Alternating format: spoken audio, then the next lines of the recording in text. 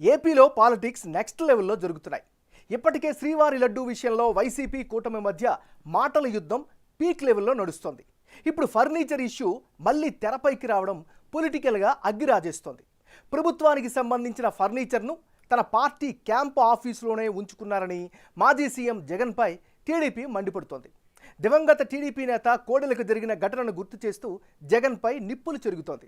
ఇన్నాళ్ళు ఫర్నిచర్కు విలువ కడితే డబ్బు చెల్లిస్తామని చెప్పిన వైసీపీ ఇప్పుడు మాత్రం ఫర్నిచర్ తీసుకెళ్లాలంటూ లేఖ రాయడం సర్వత్రా చర్చనీయాంశంగా మారింది.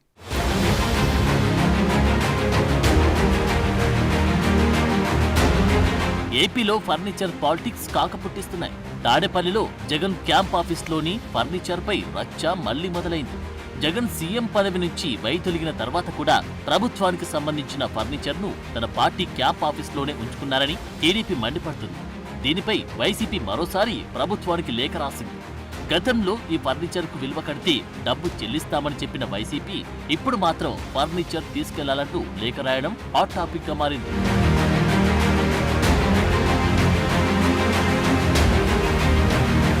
క్యాంప్ ఆఫీస్లో కొంత ఫర్నిచర్ వాడుకుంటామని, మిగిలింది స్వాధీనం చేసుకోవాలని లేళ్ల అప్పిరెడ్డి లేఖ రాశారు. క్యాంప్ ఆఫీస్ను పార్టీ కార్యాలయంగా మార్చడంతో ఫర్నిచర్ను స్వాధీనం చేసుకోవాలని ప్రభుత్వాన్ని కోరారు. ఒకవేళ ప్రభుత్వం తీసుకెళ్లకపోతే తాము ఎక్కడికి తెచ్చివ్వాలో చెప్పాలంటూ లేఖలో పేర్కొన్నారు. అయితే వైసీపీ లేఖపై ఘాటుగా స్పందించారు మంత్రి నారా లోకేష్. జగన్ను ముఖ్యమంత్రి పదవి నుంచి జనం దింపేసినా సిగ్గు లేకుండా కుర్చీలు, టేబుళ్లు, సోఫాలు ఎత్తుకుపోయారంటూ ట్వీట్ చేశారు. జగన్ దాదా 40 మంది దొంగలు రాష్ట్రంపై పడి బందిపోట్లలా దోచేశారని లోకేష్ ఆరోపించారు. తన ముఠా సభ్యులతో ఫర్నిచర్ పై దొంగ ఉత్తరాలు రాయిస్తున్నాడని జగన్ పై లోకేష్ ఫైర్ అయ్యారు. గతంలో అప్పటి స్పీకర్ కోడెల శివప్రసాద్ ఇలాగే ఫర్నిచర్ కోసం లేఖ రాస్తే ఎంత అమానవీయంగా ప్రవర్తించారో గుర్తు తెచ్చుకో జగన్ అంటూ లోకేష్ ట్వీట్ చేశారు. ఫర్నిచర్ దొంగ అంటూ అప్పట్లో ఆయనపై వైసీపీ సర్కార్ కేసు పెట్టిందని, ఆ అవమానంతోనే కోడెల శివప్రసాద్ ఆత్మహత్య చేసుకున్నారన్నారు.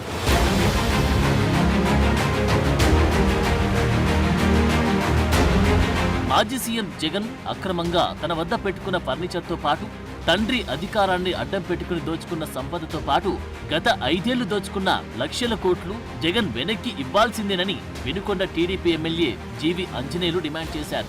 ముఖ్యమంత్రి చంద్రబాబును కలిసి రాష్ట్రంలో అన్నా క్యాంటీన్ల నిర్వహణకు 10 లక్షల చెక్కును విరాళంగా అందించారు ఎమ్మెల్యే జీవి. అన్నింటిలో దొంగగా అడ్డంగా దొరికింది చాలక ఇప్పుడు ఫర్నిచర్ దొంగతనం కప్పిపుచ్చుకునేందుకే ముసలి కన్నీరు కారుస్తున్నారని నిప్పులు చెరిగారు.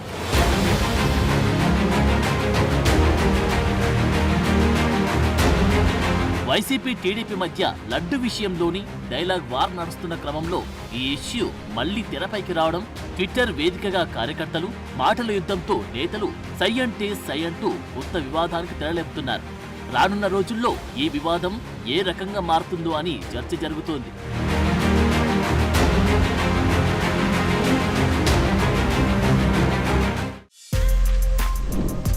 For more videos like this, subscribe Big TV channel.